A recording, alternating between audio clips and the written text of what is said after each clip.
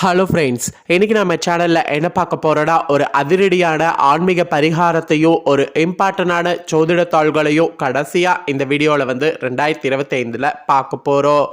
Actually December மாதம் 30ஆம் தேதி ஒரு அதிபயங்கரமான நாள். அன்னைக்கு தமிழ் மாதம் பார்த்திங்கன்னு வச்சுக்கோங்களேன், மார்கழியுடைய 15ஆம் நாள், கிழமை செவ்வாய்க்கிழமை. ஆக்சுவலி இந்த செவ்வாய்க்கிழமை அப்படி என்ன முக்கியமான செவ்வாய்க்கிழமை அப்படின்னு கேட்குறீங்களா? இந்த செவ்வாய்க்கிழமை வளர்பிறை ஏகாதேசியானது வருது. வரக்கூடிய வளர்பிறை மார்கழி மாத ஏகாதேசி வைகுண்ட ஏகாதேசி என்று அழைக்கப்படும். சகல விஷ்ணு ஆலயங்களில் பரமபத வாசல் திறக்கக்கூடிய விழா நடைபெறும். ஸ்ரீரங்கம் நம்பெருமான் இருக்காருல, அவர் முத்தங்கி சேவையில் காட்சி தருவார்.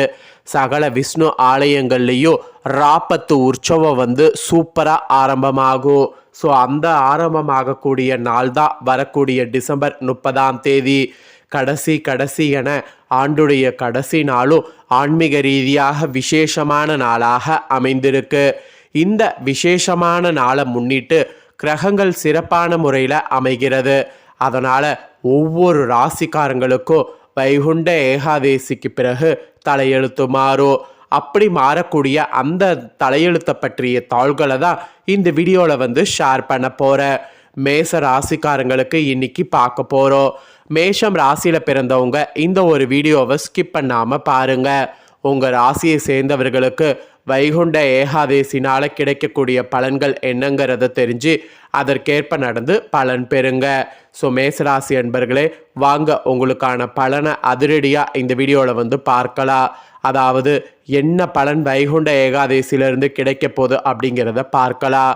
அதே போல் ஆன்மீக ரீதியாக இந்த வைகுண்ட ஏகாதேசியில் சக்தி வாய்ந்த சில பரிகாரங்கள் செய்யணும். அது என்ன அப்படிங்கிறதையும் சொல்கிறேன். அந்த பரிகாரத்தையும் இந்த வீடியோவில் தெரிஞ்சு அந்த பரிகாரத்தை மறக்காமல் செய்யுங்க. ஃபஸ்ட்டு உங்களுக்கான பலனை பார்க்கலாம், அதுக்கப்புறம் உங்களுக்கான பரிகாரத்தை பார்க்கலாம். வாங்க. அநீதி நிகழும்போது தட்டி கேட்க தயங்காமல் இனி வரக்கூடிய நாட்கள் செயல்படணும். மனதில் வைத்து கொள்ளாது நீங்கள் என்ன உங்களுக்கு தோணுதோ அதை அப்படியே சொல்லிடணும், செயல்படுத்திடணும்.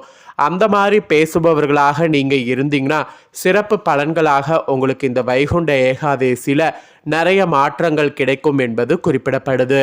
ஸோ நிறைய மாற்றங்கள் கிடைக்க நான் சொன்னது போல் மனசுக்குள்ளே எதையும் வச்சுக்காம ஓப்பனாக எல்லாத்தையுமே பேசுங்க, ஓப்பனாக எல்லாத்தையுமே கேளுங்க.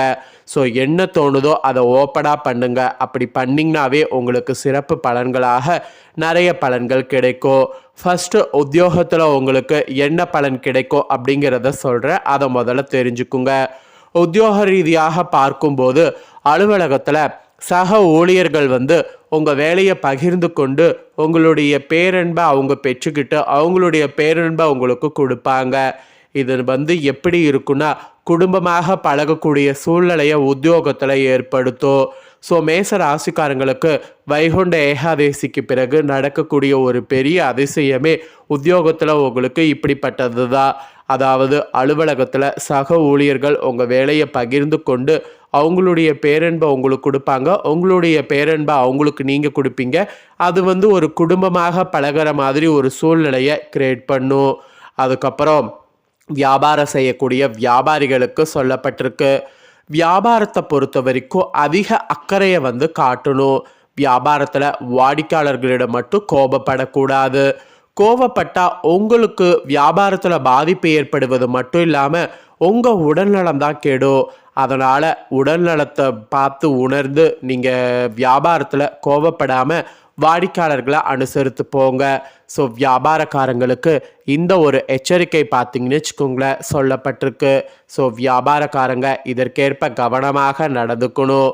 அப்புறம் குடும்பத்தை இருக்கக்கூடிய தலைவிகளாக இருப்பீங்கள மேச ராசிக்காரங்க, அவங்களுக்கு இந்த ஏகாதேசிக்கு பிறகு குடும்பத்தில் செலவு செய்யும்போது தங்கள் கவனமாக அத்தியாவசிய தேவையை பூர்த்தி செய்து கொள்ளும்.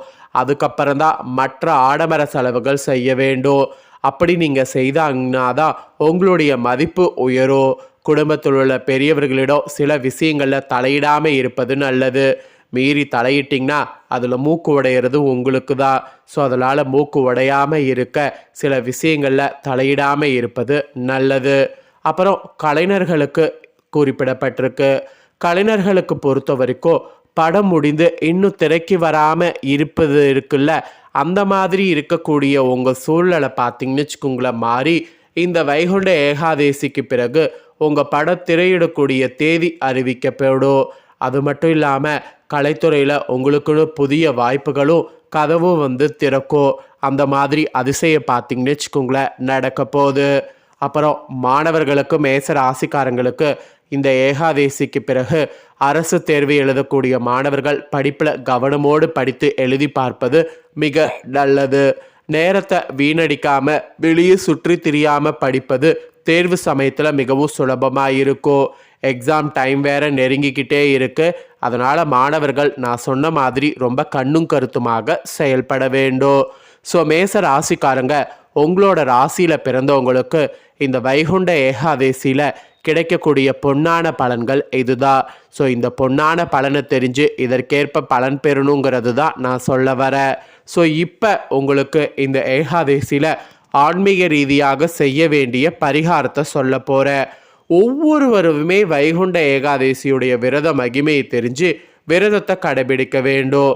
இவங்க தான் கடைபிடிக்கணும், அவங்க தான் கடைபிடிக்கணும் அப்படிங்கிற எந்த ஒரு கண்டிஷனும் கிடையாது. எல்லாருமே கடைபிடிக்கணும். அதனால் மேச ராசிக்காரங்க நீங்கள் வைகுண்ட ஏகாதேசி விரதம் இருக்கக்கூடியதை பற்றி உங்களுக்கு சொல்லித்தரேன். அதை இந்த வீடியோவில் தெரிஞ்சு விரதம் இருந்து பலன் பெறுங்க.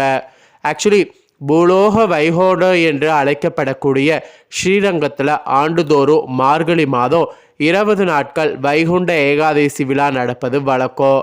ஆனால் ஸ்ரீரங்கத்தில் கார்த்திகை மாதத்தில் பார்த்தீங்கன்னு வச்சுக்கோங்களேன் சிறப்பு வைபவமும் நடைபெறும். ஸோ ஸ்ரீரங்க ரங்கநாதர் கோவிலில் ஆண்டுதோறும் திரு ஆதித்யன உற்சவட எனப்படக்கூடிய வைகுண்ட ஏகாதேசி மார்கழி மாதம் சுக்லபட்ச ஏகாதேசியில் நடைபெறும். இந்த ஆண்டு மார்கழி மாத சுக்லபட்ச ஏகாதேசி மார்கழியுடைய நடு பகுதியில் வருது. ஸ்ரீரங்க கோயிலில் தைத்தேர் திருவிழா தை மாதம் புனர்பூச நாளில் ஓட வேண்டும் என்பது நியதி. ஸோ புனர்பூச நாள் தை மாதம் பார்த்தீங்கன்னு வச்சுக்கோங்களேன் வரும். ஸோ வைகுண்ட ஏகாதேசி பார்த்தீங்கன்னு வச்சுக்கோங்களேன் ரொம்ப சிறப்பான முறையில் வந்து இந்த வருடம் கொண்டாடப்பட இருக்கு. ஸோ மார்கழி மாதம் வளர்பிறையில் வரக்கூடிய ஏகாதேசி மிகவும் முக்கியத்துவம் வாய்ந்ததாக கருதப்படுது. திருமங்கையாழ்வார் இந்த ஏகாதேசிய வைகுண்ட ஏகாதேசி உற்சவமாக கொண்டாட ஏற்பாடு செய்தார். ஏகாதேசி என்ற சொல்லுக்கு 11ஆம் தினம் என்று பொருள். ஞானேந்திரங்கள் 5, கர்மேந்திரங்களான வாக்கு, பாதம், பாணி, பாயு, உபதம் 5, ஸோ மனம் 1 ஆகிய 11ஐயும் பெருமாளோடு ஐக்கியப்படுத்தி தியானம் இருப்பது ஏகாதேசி விரதம். உடலும் உள்ளத்தாலும் பெருமாளோடு ஒன்றிருக்கக்கூடிய உபதேசம்தான் இந்த ஏகாதேசி விரதம்.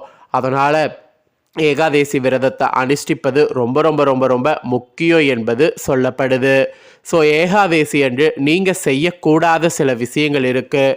ஏகாதேசி திதி முக்கியமாக வைகுண்ட ஏகாதேசி நாட்களில் தாய் தந்தையருக்கு சீர்திருத்தம் நினைவு நாள் வந்தால் அன்று நடத்தாமல் மறுநாள் துவாதசி என்று நடத்த வேண்டும். அன்று கோவில்களில் தரப்படக்கூடிய பிரசாதத்தை கூட சாப்பிடக்கூடாது. கூடுபாட வர கோவில்களில் பிரசாதம் கொடுப்பதை தவிர்க்க வேண்டும். குழந்தைகள், நோயாளிகள், முதியவர்களுக்கு கொடுக்கலாம். ஏகாதேசியில் உண்ணாமை இருப்பவர்களை கேலி செய்து அவர்களை உண்ண வைப்பதன் நோக்கம் வந்து நரகத்தில் போய் தள்ளும். அதனால் அந்த விஷயத்தை செய்யக்கூடாது. இந்த நாளில் துளசி இலையை பறிக்கக்கூடாது. தேவையானதை முதல் நாளே பறித்து வைத்திட வேண்டும். இதெல்லாம் இந்த நாளில் ஃபாலோ பண்ண வேண்டிய முக்கிய விஷயம்.